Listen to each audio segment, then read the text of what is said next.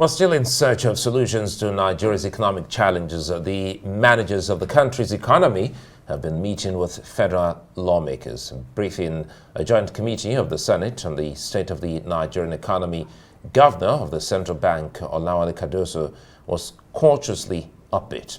He had some reason to be hopeful, telling the legislators that the bank's monetary tools aimed at reining in inflation and stabilizing foreign exchange are already yielding fruits, bringing in over $1 billion into the economy in the last few weeks. That's right. Well, while announcing that more investors are also showing interest in investing in Nigeria, he was quick to state that the central bank has no magic wand to turn around the fortunes of the economy and the naira. Arise correspondent Tom Obazoaye reports.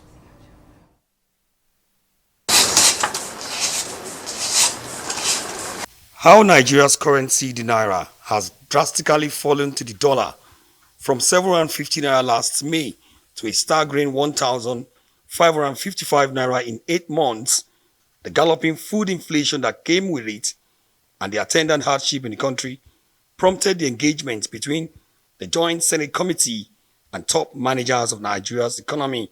Policy proposals or decisions that we have taken so far, clearly we cannot shy away from the fact that they will come with some certain pains.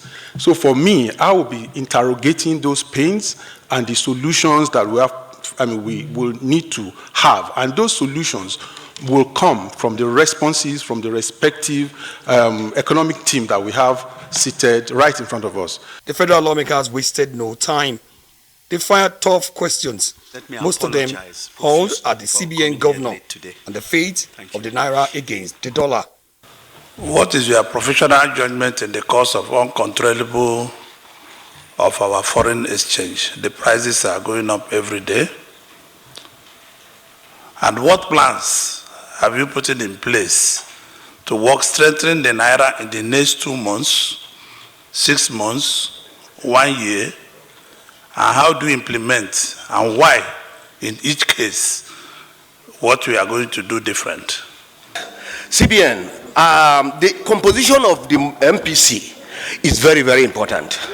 What we are used to in Nigeria is that after every MPC meeting, all you hear is that all the parameters remain the same. Parameters cannot remain the same when all things are not equal. You must be able to tinker with some of those parameters. The CBN governor didn't mince words when he said the Apex Bank has no magic wand to fix the failing naira and the economy. On the Forex market, Cardoso said much depends on the forces of demand and supply, even as he advised citizens to reduce their appetite for dollar and foreign goods and services. Honestly, CBN has no magic wand. We do not have. Our responsibility is in the process. If foreign exchange comes into us, we manage it in a way that is in best interest of the country, and we do not have excessive volatility. Okay, that's one.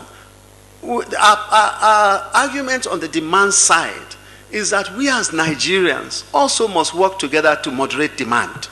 Where there are opportunities for us to substitute locally, so we should. Even when Cardoso couldn't tell in specific terms when the naira will pick up against the dollar, he said the monetary tools aimed at curbing inflation and stabilizing the exchange rate market is already yielding results, with over $1 billion coming into the economy in the last week, and foreign investors showing greater interest in investing in the country. The Minister of Finance and Coordinating Minister of the Economy, Wale Edun, said there is a need to ensure that government budget is wisely spent, and agreed with the CBN boss that the fiscal and monetary policies of government should complement each other. Boosting agriculture seems the quickest way out for Nigeria to feed itself and also shore up foreign exchange earnings with 70 million hectares of arable soil. The country must, however, be able to secure and support its farmers and address the problem of food smuggling across its borders to neighboring countries. At the end of the blunt conversation, many of the lawmakers believe the current reforms are steps in the right direction and long overdue. The old CBN we have is quite different from the new CBN we are having today. And that is why the current CBN governor is putting the record straight. And he's saying that all this unnecessary intervention the former CBN is doing, they are no longer part of it. We are done with politics, it's governance. And what we're doing is to find the right direction for this administration. And that is what the administration is also doing. It is, however, hoped that the stakeholder opinions will be honest to ease the current economic hardship in the country. Omo Bazwai, Arise News. Well, we're joined now by economist Professor Ken Ike. Good to see you and thanks for your time. Now, listening to the representatives of the people, some are asking big questions of now the CBN is talking. It doesn't look any different from what Emefiele had said appearing before them, because at that point in time, I recall, he had told them that, most of these, interventions are unworkable. But again, what rooms do we have to lower inflation? Because that's a huge talk there, by 6%. Well, inflation is price, and so is interest rate, monetary policy rates, Forex, they're all prices. So in any discussion around those, you have to be looking at demand and supply perspectives. And we've been talking about demand management for so long, but it's only when you now began to have action and policy directed and targeted to supply of Forex that you've now started seeing light at the end of the tunnel. And I'm glad you are seeing green shoots right now. When you now see $1 billion in the line of sight, you've seen all that, and it's going to be a lot more, because you have seen how the central bank has actually turned the heat on the banks in terms of their net open positions, which must be between 25% or less, and then zero for long term. And then actually went and liberalized the IMTOs, that's the International Money Transfer Organizations, instead of the restriction of plus minus 2.5% of the value of the previous day's exchange rate. Now they are free to have a buyer and seller open. So that's fine. And you can see some of that influencing what we are seeing, although they haven't come down with specific figures, but we do know that there will be a lot more to come. So the pain is actually, there's always an interval between enactment and going into force, and between going into force and the lag between when it touches you and when we feel the impact. And that's what we are going through right now. There's series and series of steps that have been taken. And in fact, even the president is ahead of everybody, because the president, in his open speech in 29th of May, talked about consumer credit explosion. We're still working that out. The president also gave two presidential orders, one on opening up the sequestration of dollars in the system and bring them into the domestic economy, and two, raising instruments in the domestic economy, which is good, because when you do that, you limit the foreign exchange risk. And so when we're working, it's all work in progress. But you can see that the president is hitting out and they're pushing the people. And there's so much work going on. But the patience is important. But whether we are going to come out of it, we will. I know. But it will take some time. Well, from all indication, you're saying that there are results so far. I mean, what exactly are the specific in terms of the positive outcomes of some of these CBN policies so far? I mean, when you say $1 billion, has been injected into the economy in the last few days.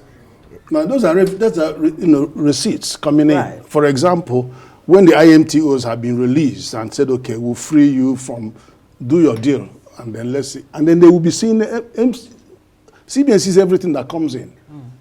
Especially in the official windows, he sees them. And so he could say 1 billion because he knows that they are there.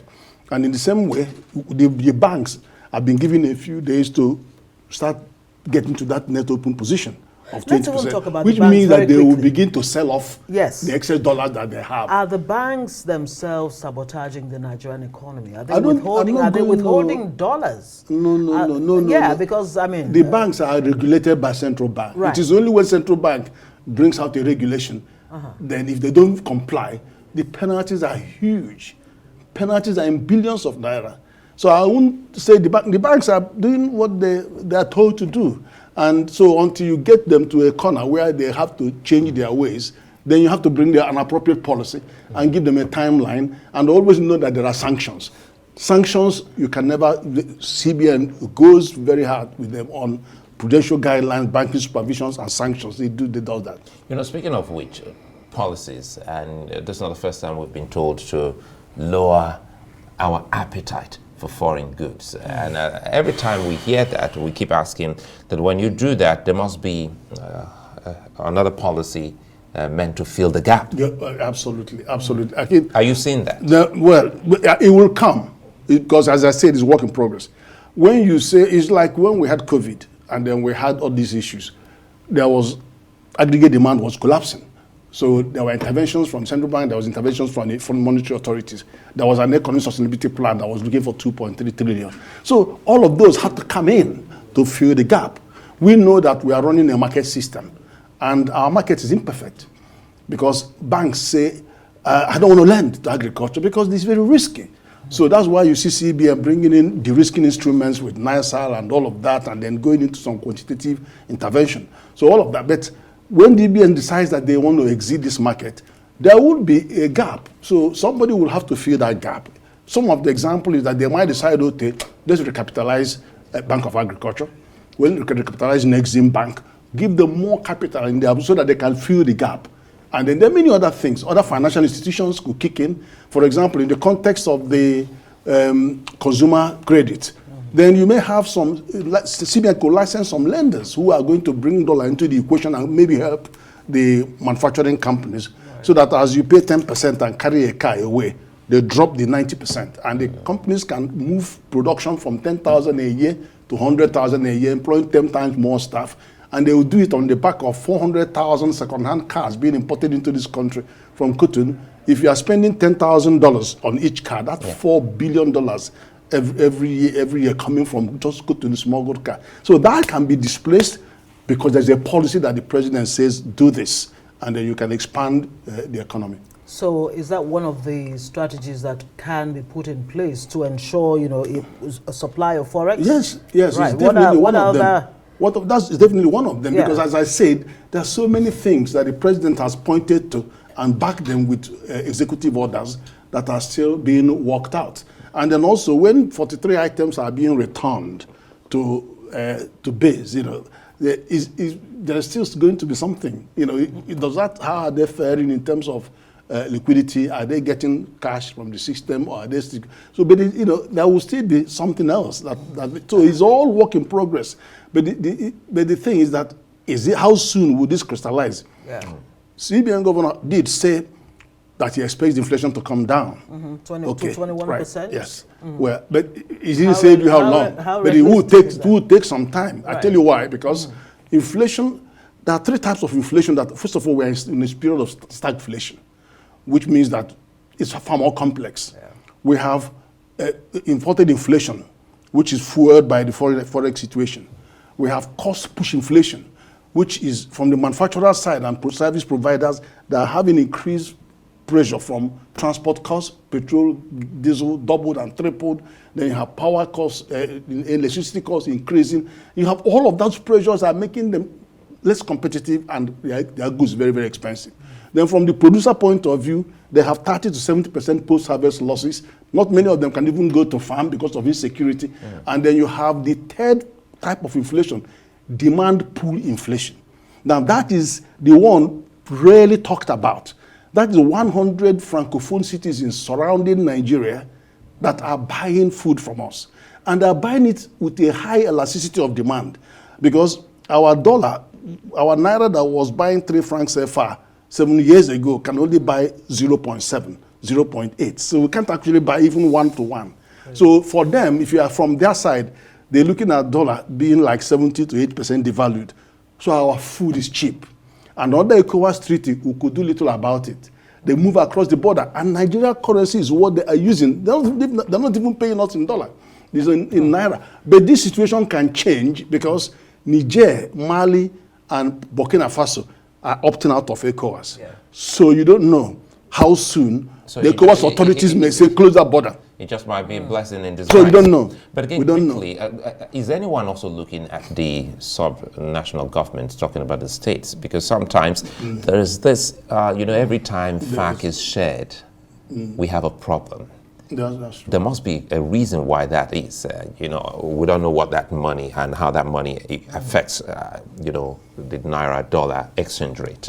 Well, it does happen. Within that 2 days, there's a spike in Yes. demand for dollar. But it won't go away. It won't go away. But what will happen is that we need to do more in engaging the subnationals, because agriculture, water, they're all in the concurrent legislative list, and the economy is the concurrent legislative. So both of them are 50-50% players in this industry. So the more you can get them into the equation, the better for everybody. And incidentally, though, their revenue has increased thanks to the subsidy that was removed on petroleum. They are now sharing over a trillion naira every month, but they still have to pay minimum wage whenever that hits them on their table. So there are more hostages to that fortune, but you know. So you think, Professor Kenife, that the economy is on track, or the CBN is on track? No, let me tell you what is on track. Yeah. Much more. I mean, I've seen this administration and other administration for more than 30 years. Like, what is so different is that you have monetary policy and fiscal policy working together. They are both in sync. Great. And so then you also have a convergence. national economic planning perspective. When you see the national economic planning minister talk about the macroeconomy, talk about how his budget may be impacted by this, and then you've now got the Minister of Finance and Minister of Economy beating his hand on his heart and saying he wants to make sure that that is what is been missing. Good place to leave it. Professor Kenife, an economist, joining us on News 99. Thank you very much. Thank you.